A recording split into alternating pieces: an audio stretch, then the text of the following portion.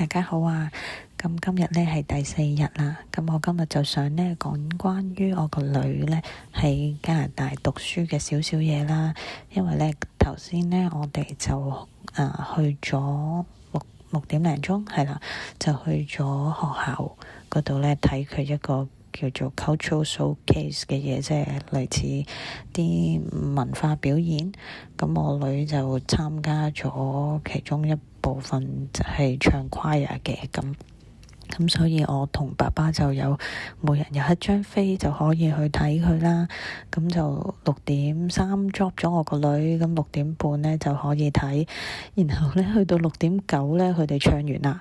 咁其實之後仲有一系列嘅環節嘅，有啲唔同種族啊、唔同文化嘅一啲 fashion show 啊，或者係好似有一個係扇子舞啊，咁總之仲有其他唔同嘅表演。咁但係呢，佢哋就已經出個 PowerPoint 出嚟，就話如果你嘅小朋友呢淨係參加咗，即係會表演呢一樣嘢嘅話呢，咁你哋而家就可以離開，咁就去接返你嘅小朋友噶啦，咁樣。咁呢，我哋都覺得好搞笑，我哋以為會要睇好耐啦。咁 which is 我哋都 OK 嘅，因為我哋真係淨係諗住你睇我女唱歌表演啫嘛，咁睇完就走都係好事嚟嘅。咁但係我就係想講呢度就係咁得意嘅，因為學校入邊呢，其實呢就同香港好唔同啦，完全呢唔會揾出邊嗰啲人話入嚟搞啲咩興趣班嘅，所有嘢呢都係老師自己 volunteer 去做，佢哋自己即係好似義工咁樣。咁佢哋就喺佢哋嘅佢哋一日有2個 nutrition break 啦，即係食嘢加埋小息嘅時間，即係20分鐘食嘢，20分鐘出去玩。咁佢哋一日有2次咁樣嘅 break，即係40加40分鐘嘅。咁佢哋就喺嗰個時間入邊呢，即係除咗食嘢之外呢，就係一係出去玩，一係就去參加老師搞嘅唔同嘅活動。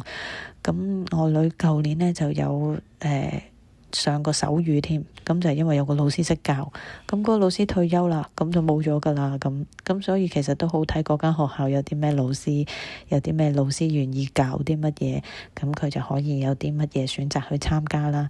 咁我女好鍾意唱歌嘛，咁所以而家見到有得報名參加 choir， 佢就去啦。咁佢呢個 choir 呢，就要帶埋個飯盒去音樂室嗰度揾老師，咁就一齊練咁樣嘅。